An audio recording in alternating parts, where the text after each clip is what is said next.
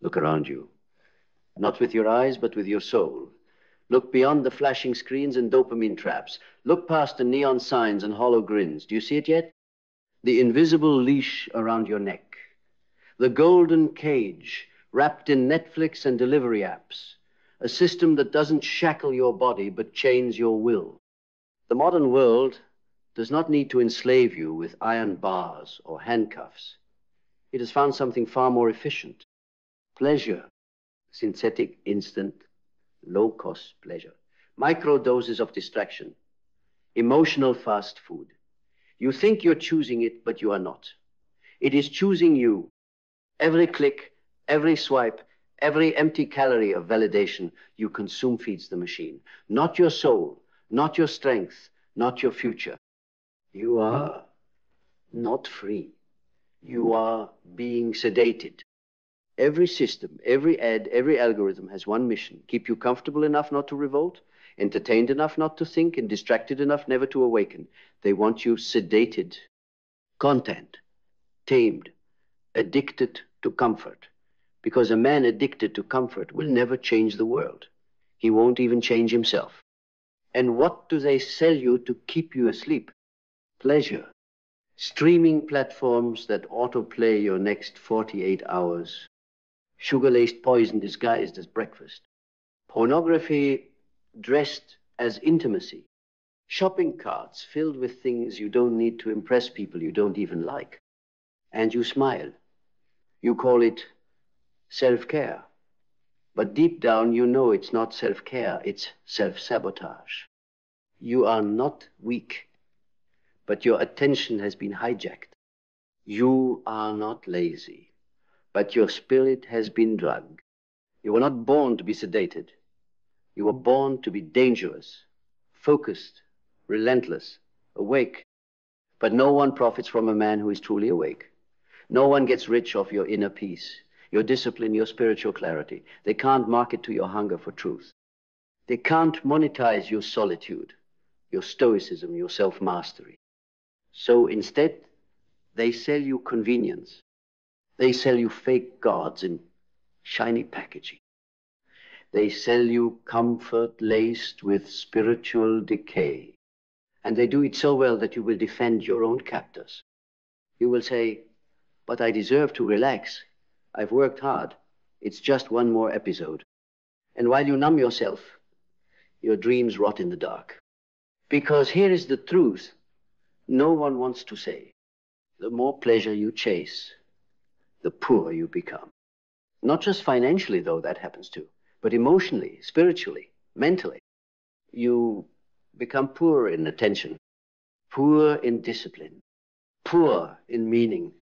You trade the kingdom of your higher self for a few likes, a few fries, a few orgasms. It is the most dangerous kind of poverty, the kind you can't see because you think you're rich. You think you're winning because you have the newest iPhone, because your social media glows with curated highlights, because your fridge is full and your bills are paid. But what about your soul? Can you sit in silence for an hour without reaching for your phone? Can you walk through a storm without collapsing into distraction? Can you say no to short-term pleasure for long-term power? Most can't, because pleasure is no longer a luxury, it is a leash. And the stronger your attachment to it, the easier you are to control.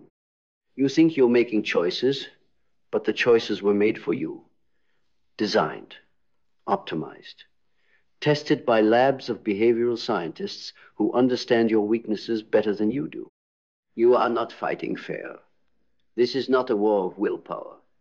It is spiritual warfare disguised as lifestyle. And here's the most terrifying part. The system doesn't want to kill you. It wants you alive, just docile, just broken enough to comply, but whole enough to function. It wants your energy, your eyes, your hours. It wants your soul in monthly installments. Because if you ever truly woke up, if you ever stopped numbing yourself with small pleasures, you would be unstoppable. You would remember who you are. You would remember that strength is built in silence, not scrolling. That intimacy is born of presence, not pixels. That fulfillment comes from effort, not ease. You would remember that meaning is not microwaved, it is forged in fire. But fire requires friction, and the modern world has removed all friction. That's the trap. No friction, no fire, no power. And so you are warm, but never burning. Alive, but not living. Pleasured, but not fulfilled. And this is the great tragedy of our time. We have mistaken stimulation for satisfaction, and we are starving on a full stomach. You were not meant to live like this, trained like a lab rat to chase sugar pellets. You were born for something harder, something holier. The road back is not easy. It is a violent divorce from convenience, a war against everything that makes you soft. You will have to learn to sit in boredom, to face the silence, to starve the part of you that wants to be entertained. You will have to become dangerous again, not with fists or weapons, but with attention, with focus, with discipline, with a soul that cannot be seduced. You must become the kind of person who terrifies systems built on pleasure, the kind of person who can't be bought, distracted, or entertained into submission, a person who chooses meaning over ease, solitude over noise, growth over gratification. You must become a rebel in a world addicted to pleasure, because here's the final truth. Your liberation will not come from more pleasure. It will come from walking away from the easy high, from the emotional junk food, from the seductive lie that happiness is the same as peace. Happiness is fleeting. It comes and goes with the weather. But peace is built with suffering, with discipline, with truth. And that peace cannot be sold to you. You must become the one who no longer needs what they're selling. Then, and only then, you will be free. Because freedom is not the absence of pain. It is the ability to choose your pain. To say, I will suffer now by my own hand for a purpose of my own design instead of waiting for life to hand you meaningless suffering later. Comfort is alone with cruel interest. But discipline is a slow investment with eternal returns. While the world gorges itself on stimulation, you will be fasting. While others drown in noise, you will enter silence. While they run from their shadows, you will face yours and emerge forged. This is not romantic. This is not poetic rebellion. This is war. And your enemy is not a man, not a company, not a government. Your enemy is a seduction of numbness, the convenience of never having to feel deeply, choose wisely, or act courageously. Your enemy is within hand. It speaks with your voice.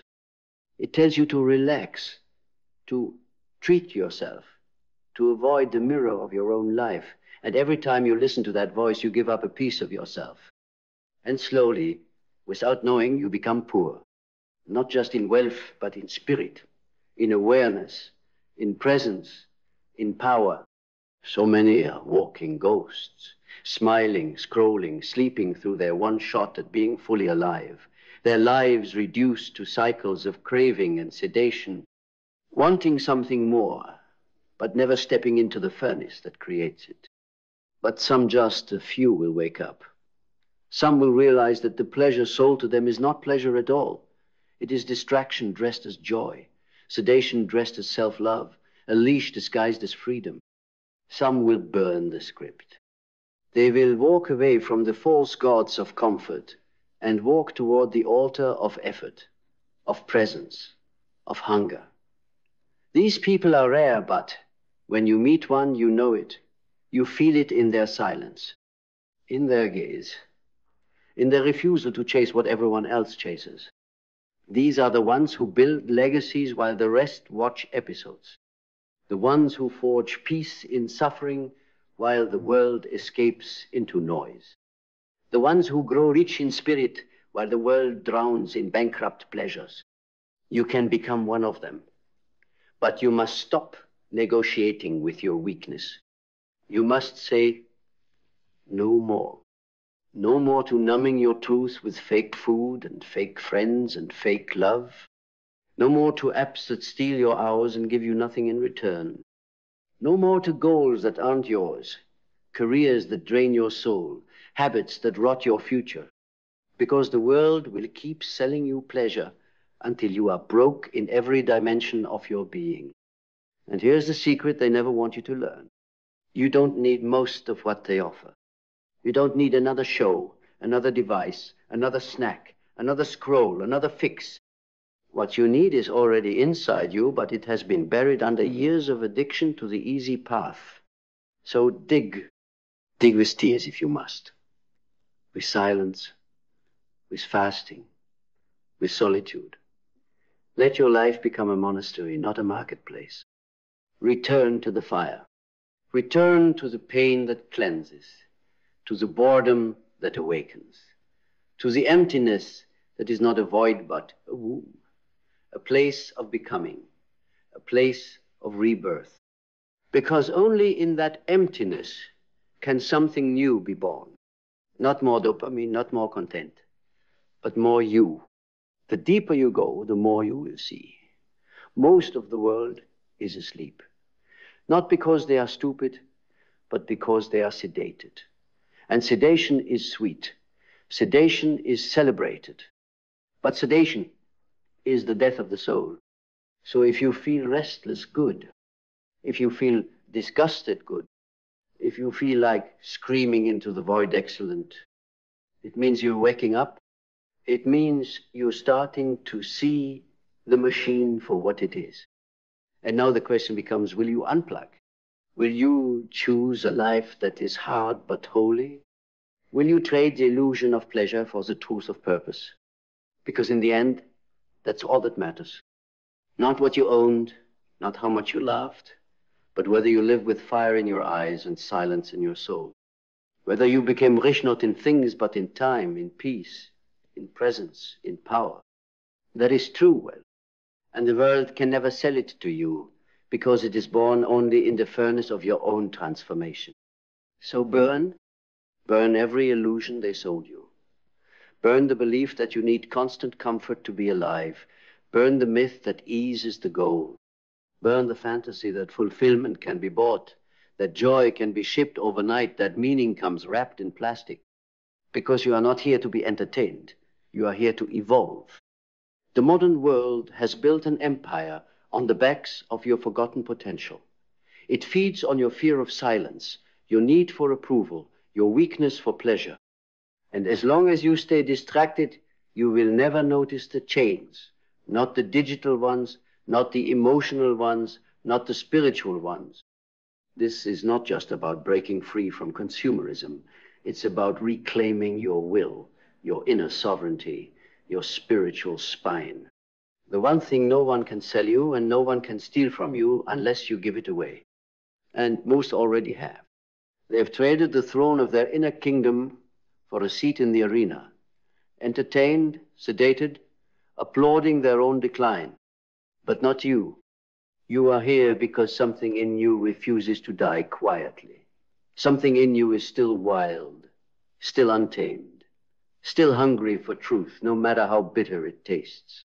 And truth, my friend, is bitter because it tells you the life you've been living is too small for your soul. It tells you that your comfort is killing your greatness. It tells you that every second you spend numbing your potential, you rob yourself of the man or woman you were born to become. And that hurts. It should. Transformation does not begin with inspiration. It begins with disgust. You must get so sick of the lies, so tired of the empty highs, so heartbroken by your own avoidance, that you finally say, I'm done. Not with anger, but with clarity. Because when you finally see how deep the game goes, you stop playing. You stop trading your time for crumbs. You stop worshiping pleasure as if it is salvation. You stop pretending that stimulation is life. And you begin again. You reason not quickly, not dramatically, but steadily, quietly. In the early hours, in the forgotten places, in the rituals no one sees. You rise by choosing the cold shower over the warm lie. You rise by sitting in silence instead of swiping through noise. You rise by becoming the kind of person who keeps promises to themselves. This is the slow, painful, magnificent road of becoming. And along the way, the world will mock you. They'll say you're too serious, too intense, too obsessed. They will call your discipline toxic, your solitude weird, your peace boring. Let them, because while they chase the next dopamine hit, you will be building something eternal. Not a brand, not a business, a self that does not kneel to impulse, a self that does not shrink in silence, a self that does not run from discomfort but feeds on it. Because discomfort is the gym of the soul. It is where your mind gets strong, where your spirit finds clarity, where your future is carved on unglamorous decision at a time. And when you live like this truly life, you will become something the system cannot touch. You will become sovereign. And sovereign souls are dangerous, not because they hurt others, but because they cannot be manipulated, because they see through the game, because they cannot be bought with pleasure, nor controlled by pain. They walk a different path, the path of those who have faced the abyss and did not blink. You must become one of them, not for validation, not for applause, but because the world is starving for examples of real power, quiet, grounded, unshakable power. And that power is not built in a moment. It is built in thousands of tiny wars. Wars against the snooze button. Wars against the scroll. Wars against the voice that says, just this once.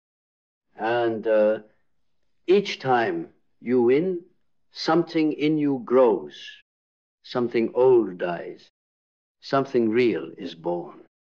That is how you escape the prison of pleasure.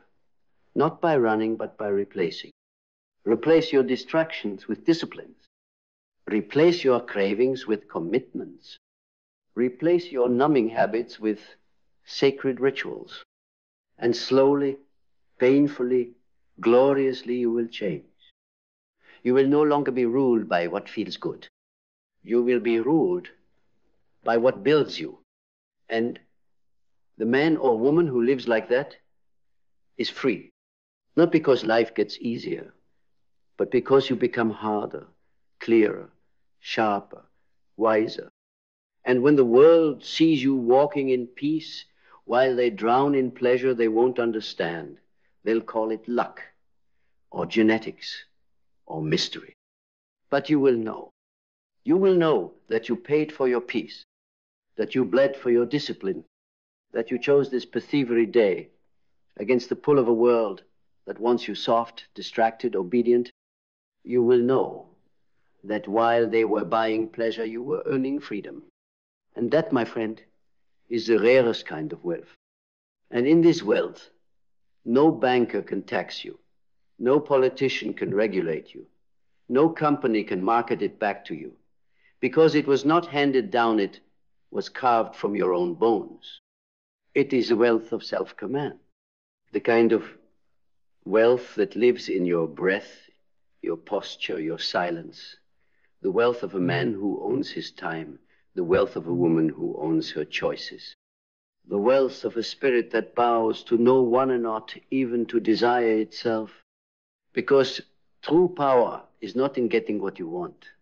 It is in no longer being ruled by it. And this is what the world fears. They do not fear your rage. They do not fear your rebellion. They do not fear your loud protests or your tweets or your cries for justice. They fear your clarity. They fear a man who does not flinch in silence. They fear a woman who does not chase attention. They fear the one who no longer feeds the machine. Because the moment you stop needing what they're selling, you become ungovernable. Not in anarchy, in sovereignty, not in noise, in stillness, not in chaos, in self-possession. That is why the system teaches you to seek your identity in things, titles, filters, lifestyles. It knows that once you root yourself in the internal, its power over you collapses. And this is your task now, to turn inward, not in retreat, but in reclamation. Reclaim your mornings from the scroll, reclaim your evenings from the binge, reclaim your mind from the algorithm, reclaim your soul from the quick fix. This is not a hack, this is a resurrection. And resurrection is violent. Not to others, but to every lie you've lived under. You will have to kill your old self. Not once, but daily. The self that needs to be seen, the self that needs to be liked, the self that fears missing out, the self that cannot sit alone in a room without stimulation. Slay that self, and from its ashes, build the version of you that does not run. The version of you that can fast not just from food, but from validation, from attention, from noise, because it is in the fast that the real feast begins. And when you begin to taste the richness of your own presence, you will never go back. You will look at the pleasures you once craved and see them for what they always were, bribes. Bribes to keep you small. The late night binge, a bribe. The endless scroll, a bribe. The toxic relationship you won't let go of, a bribe. All of them saying, don't grow, don't change, don't look too closely. But now you see. And once you see, you cannot unsee. You begin to feel a quiet revolt in your bones, a sacred rage, a primal memory that says, I was not made for sedation. I was made for sovereignty. And you walk differently. You stop explaining yourself. You stop arguing with the asleep. You stop waiting for the world to reward your awakening. You realize the reward is the awakening. The reward is walking into the storm of modern life with your head high and your soul intact. The reward is refusing the poison not because you hate yourself, but because you love yourself too deeply to settle for crumbs. You choose silence over noise, purpose over pleasure, fire over numbness. And in doing so, you light a torch in the darkness. Not just for you, but for others. Because the world doesn't need more pleasure. It needs more light. And light is born in suffering, in self-discipline, in the terrifying silence of inner work. So let them laugh, let them mock, let them scroll and scroll until their spirits are dust. You will build. You will build in the dark. And one day, without needing applause, without asking for permission, you will emerge. Unrecognizable. Not because your body changed, but because your aura did. You will walk into rooms and shift atmospheres. You will speak less, but carry more. You will no longer need to be heard because your presence will speak for you.